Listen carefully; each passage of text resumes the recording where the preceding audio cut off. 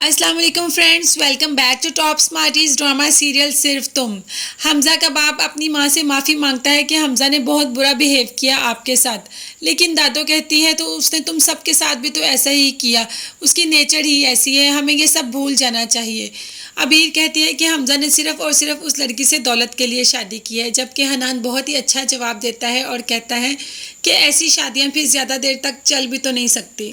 नज़र तो हमें भी यही आ रहा है कि ये शादी ज़्यादा देर तक नहीं चल सकती है। दोनों दूल्हा दुल्हन के लिबास में तो बहुत प्यारे लग रहे हैं और हर एक को अपनी शादी वाले दिन बहुत ही ज़्यादा उम्मीदें हसरतें होती हैं।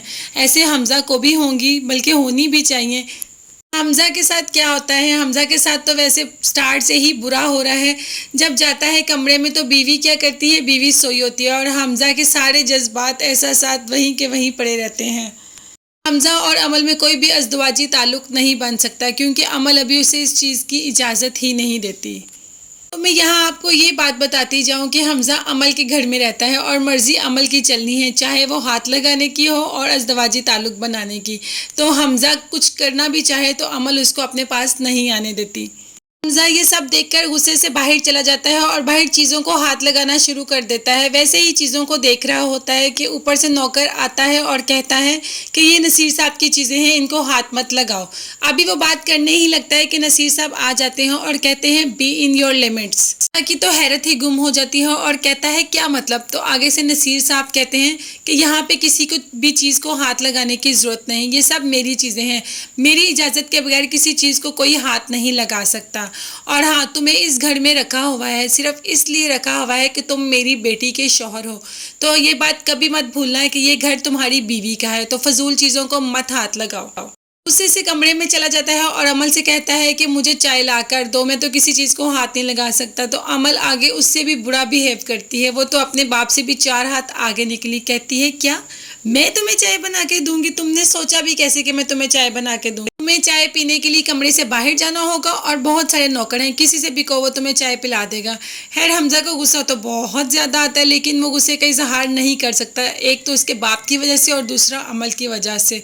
पीछे करता है, मुसहरी के फूल साइड पे करता है और गुस्से से कोई चीज़ पकड़ के फेंकना चाहता है, लेकिन फिर फेंक नहीं पाता और गुस्से से कमरे से बाहर चला जाता है। लेकिन उसके जाने से अमल को कोई फ़र्क नहीं पड़ता, वो फिर वैसे की वैसे सो जाती है। लेकिन यहाँ पे हमारी तो सबसे मोस्ट फेवरेट जोड़ी हनान और अबीर ही हैं। दादो भी हनान और अबीर से बहुत प्यार करती हैं, क्योंकि दोनों बहुत ही सुलझे हुए हैं और दादी और घर वालों की बात मानते हैं।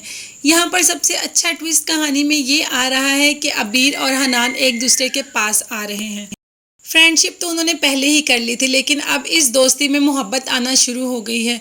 दोनों रूम में ज़ाहिर है एक साथ होते हैं तो प्यार मोहब्बत एक दूसरे को मारना, यहाँ तक तो नौबत आ गई है। अब आगे देखें कि अनकरीब ये दोनों एक दूसरे के पास भी आ जाएंगे। मुझे जो सबसे ज़्यादा इंतज़ार है वो इस जोड़ी का है कि कब ये जोड़ी अपने सारे गिले शिकवे ख़त्म करेगी, अपनी सारी पुरानी बातें भूलेगी, वो सारा को भूल जाएगा। कबीर ने तो कभी हमज़ा को याद किया ही नहीं और अब ये अनकरीब ये जोड़ी हमें एक साथ नज़र आएगी। आप सब मुझे बताएं, आप में से किसको इंतज़ार है कि ये दोनों एक हो जाए। मुझे कमेंट्स में अपनी कीमती राय से ज़रूर आगाह कीजिएगा और इसके अलावा मेरे चैनल को सब्सक्राइब कीजिएगा ताकि मेरी हर नई आने वाली वीडियो आप तक पहुंच सके। बेल आइकन को ज़रूर प्रेस करेंगे ताकि हर नोटिफिकेशन आप तक पहुंच सके। आप अपना बहुत ज़्यादा ख्याल रखिएगा, मुझे दुआ में याद रखिएगा। अल्लाह हाफिज़, बाय बाय।